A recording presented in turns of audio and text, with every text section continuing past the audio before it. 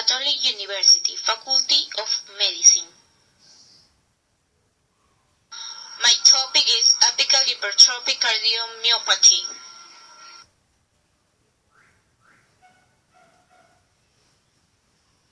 The definition: apical hypertropic cardiomyopathy, or HCM, is characterized by hypertrophy of the myocardium, predominantly in the left ventricular apex.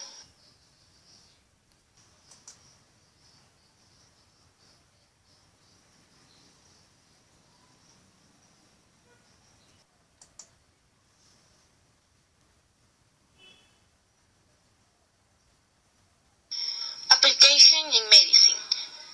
Echocardiography has been the first-line imaging method for patients with suspected HCM, but its shortcomings in evaluating the apex are well known, and cardiac MRI should be performed if the electrocardiogram raises suspicion of apical HCM and if echocardiography results are inclusive or technically inadequate.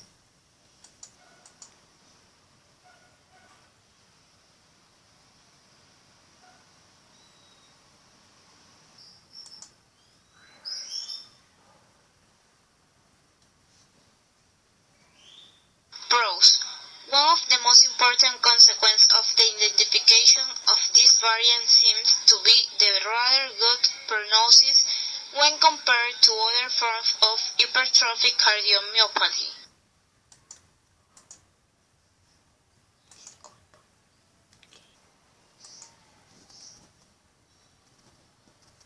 Hypertropic cardiomyopathy, or HCM, is massive left ventricular hypertrophy without dilation.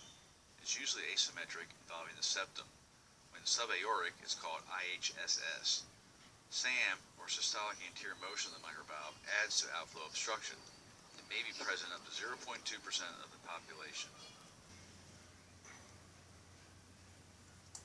Microscopic features of HCM include disarray of myocytes, extreme hypertrophy of myocytes, and interstitial fibrosis. HCM etiology is genetic. One half of cases are familial, following an autosomal dominant trait. Variable expression, however, affects the age of onset. The remainder of cases are sporadic, with hundreds of mutations identified, and 11 genes have been affected so far. The complications of HCM include atrial fibrillation in 20% of patients, which causes congestive heart failure exacerbations due to loss of atrial kick. There's also a higher risk of embolism in this subset of patients. Infective endocarditis of the mitral valve is rare. Intractable congestive heart failure due to decreased stroke volume is certainly an ominous sign. Sudden death can occur in 2 to 3% per year in adults and 4 to 6% per year in children. The mitral valve in HCM can be elongated in both leaflets and can promote obstruction with systolic anterior motion of the valve. There also may be direct attachments of papillary muscle to the anterior leaflet or chordae attachments to the septum, which can further contribute to outflow obstruction. Treatment of HCM is mostly medical. Beta blockers slow the heart rate, allowing left ventricular relaxation and better filling, and decrease myocardial oxygen consumption. Verapamil works similarly, improving symptoms and exercise capacity, but may increase pulmonary edema and arrhythmias. Dual chamber pacing has only minimal reduction in gradients and therefore limited usefulness. Alcohol septal ablation can reduce gradients and symptoms, but there is only a short follow-up in this subset of patients, and the scar tissue that can result can cause arrhythmias, and there's up to a 2% mortality with this procedure. The surgical treatment of HCM is surgical myomectomy. The American College of Cardiology and the European Society consensus statement recommends myomectomy if severe refractory symptoms and marked outflow tract obstruction persist. 85 to 95% of patients get permanent relief with follow-up in out to 40 years on these patients.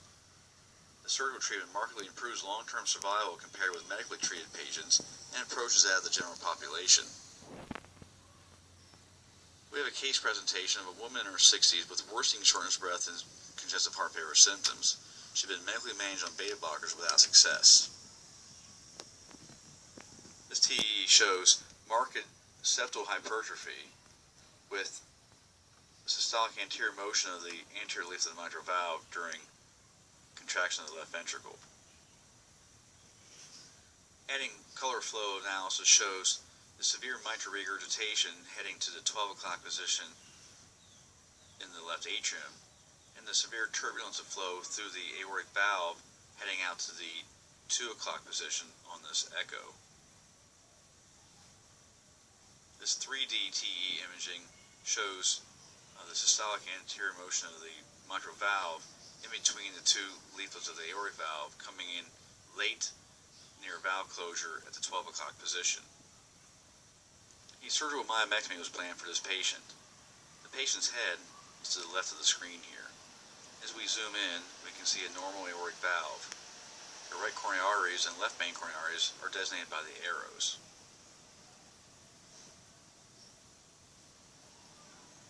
The aortic valve leaflets are carefully inspected and are completely normal in appearance.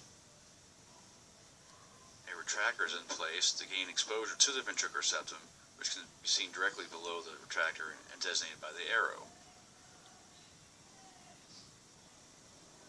It's quite hypertrophic, and the white area designates where the mitral valve leaflet slams into the ventricular septum during the anterior motion of that leaflet. This shows the anterior leaflet of the mitral valve with the normal chordae attachments. However, on careful inspection, there's an abnormal chordal attachment directly to the septum from the anterior leaflet, and this was subsequently cut.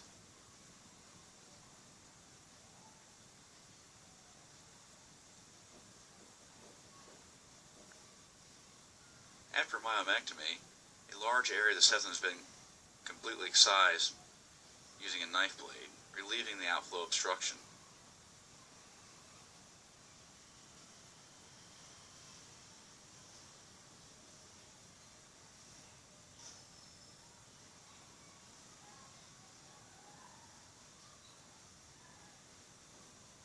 Before closing, the white catheter is placed back into the left ventricle to measure the pressures in the left ventricle and aorta, determine whether the outflow tract gradient has been reduced significantly. A post-surgical TE shows no mitral regurgitation, as there is no jet of flow going up towards the 12 o'clock position as seen previously. Additionally, there is no turbulent flow now through the aortic valve heading towards the 2 o'clock position.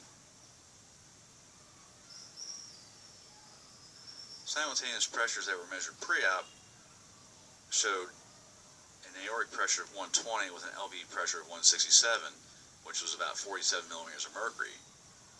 The TE revealed pressure gradients of approximately 60 or 70 intraoperatively, where there were 100 millimeters of mercury as an outpatient.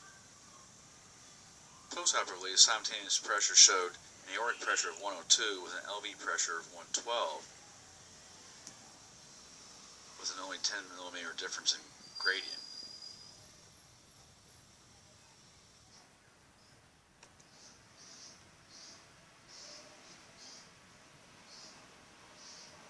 Cons.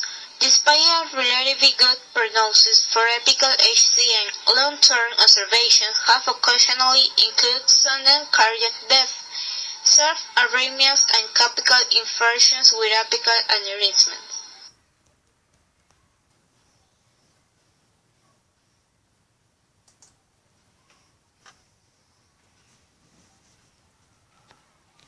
My name is Steve Allman, and I'm the director of the Hypertrophic Cardiomyopathy Clinic at Mayo Clinic in Rochester, Minnesota. Hypertrophic cardiomyopathy is a genetic predisposition to abnormal thickening of the walls of the heart. This is present in about 1 in 500 people across the world and is present equally in males and females and across all cultures. Most people with hypertrophic cardiomyopathy have a normal lifespan and good quality of life. Many people with hypertrophic cardiomyopathy are discovered by accident when they go for a routine health checkup. An electrocardiogram may be abnormal, or a murmur may be appreciated by their physician on physical examination. Other patients come to the doctor because they're having symptoms such as shortness of breath when they're exerting themselves, or chest pressure, or lightheadedness with exercise. Those are the most common symptoms for hypertrophic cardiomyopathy. The treatment of hypertrophic cardiomyopathy can really be divided into 3 categories. That's lifestyle, safety issues, and treatment of symptoms. In terms of lifestyle, there's no specific diet or changes in your lifestyle that can change the natural history of the course of the disease. We do think, however, that patients with HCM should avoid competitive athletics, as the most common cause for death among athletes is hypertrophic cardiomyopathy. But what this means is that patients can still be active and lead healthy lifestyles. They just shouldn't be engaged in extreme sports and extreme efforts. In terms of safety issues, there is the possibility for a condition called sudden cardiac death in hypertrophic cardiomyopathy. While this is more common in patients with HCM than it is in the general population, that risk is only about 1% per year. At our dedicated HCM center, part of our goal is to help assess each individual patient to determine if they are more likely to be in that high-risk 1% group, and would they benefit from a therapy called an ICD, or implantable cardioverter defibrillator. That involves an assessment of a number of risk factors that then a patient with their family can make an individualized decision on whether they feel that an ICD may be right for them. Finally, we focus on patient symptoms. For patients that have shortness of breath or chest discomfort when they exert themselves, often this can be treated simply with common medications that help relieve those symptoms. Some patients, however, continue to have symptoms despite the medications, or in fact the medications cause side effects that are more problematic than the original symptoms. For these patients, there are options that include cardiac surgery to help relieve their symptoms, which has been highly effective in our experience here at Mayo Clinic. At Mayo Clinic, we have perhaps the longest standing dedicated program to the care of patients with hypertrophic cardiomyopathy.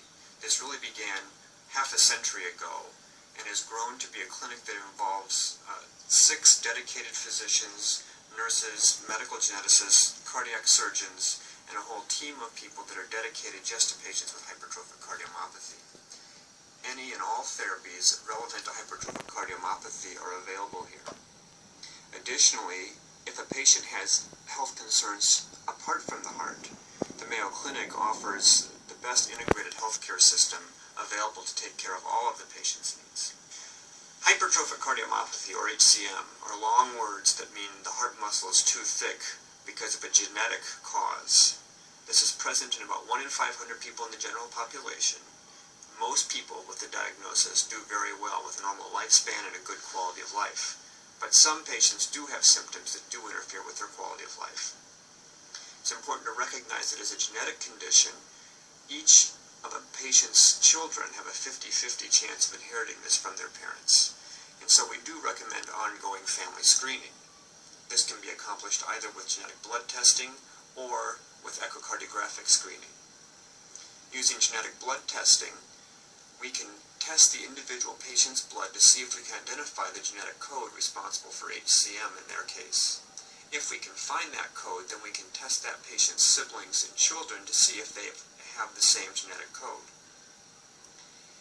If a patient chooses not to pursue genetic testing, or if we get a non-helpful result from the genetic testing, which can occur in up to 50% of patients, then we need to rely on the echocardiogram as the screening tool. Using echocardiography, we recommend that all first-degree relatives and any athletic second-degree relatives undergo periodic surveillance. Adolescents and athletes should be screened annually, whereas adults who are no longer competing in athletics can be screened every 5 years.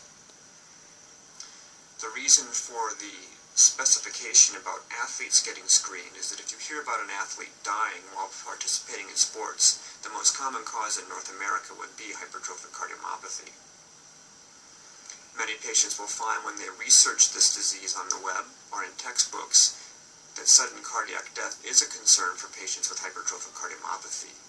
In reality, though, this risk among HCM patients is only approximately 1% per year.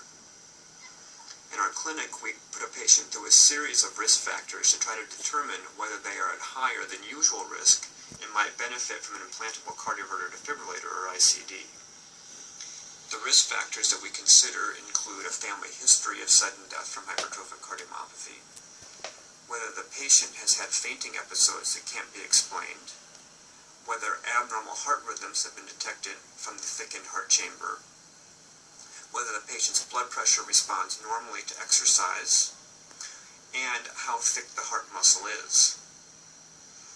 Patients with none of those risk factors can be considered of sufficiently low risk, though not zero, that consideration of an implanted device is probably not in their risk-benefit best interest. But patients with one or more of those risk factors need to make an individualized decision about the potential role of a defibrillator based on their family circumstances, their culture, their faith, their hobbies, and their jobs. And we will help each patient walk through those individual considerations to help make the best decision for them. For patients that have symptoms related to hypertrophic cardiomyopathy, we can usually manage those by optimizing their medications. There are certain common medications which tend to make the symptoms worse in hypertrophic cardiomyopathy, and those can be replaced with medications which are quite effective at relieving symptoms in most patients. However, there are some patients who continue to have symptoms despite medication adjustments, and for these we have more aggressive therapies that can be considered. The current gold standard therapy would be a cardiac operation called a surgical myectomy. With this operation, the surgeon can go into the heart and thin the thick part of the heart muscle that is actually getting in the way of normal blood flow through the heart. We've been performing this surgery here for almost 50 years, with a success rate of 90 to 95% and extremely low complication rates. As an alternative, some patients may be candidates for a special new procedure called a septal ablation. This is a procedure that is done through a small tube or catheter that is placed through the arteries and veins to try to do the same thing as the operation without having to do a major incision. This procedure has not been around for long, and the success rate seems to be somewhat lower, on the order of 75%, and the complication rates don't appear any better than what we see with the surgical myectomy. Our common approach for patients who are refractory to medications in terms of their symptoms is to consider surgical myectomy as the gold standard. But if the patient has other medical issues that make operation more complicated, then we consider whether septal ablation might be more appropriate for them. Finally, we counsel patients that they need to maintain adequate fluid.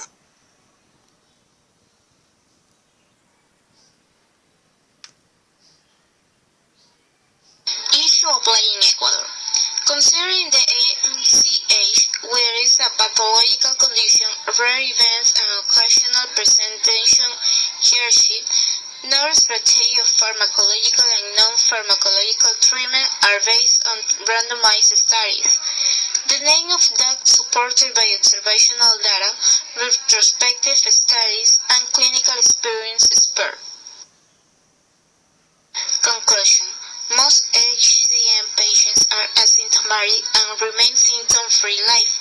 Overall, in this population, life expectancy does not differ from those without this condition. Since no information on that drug treatment modifies the clinical course of the disease, the same not dose asymptomatic patients is recommended.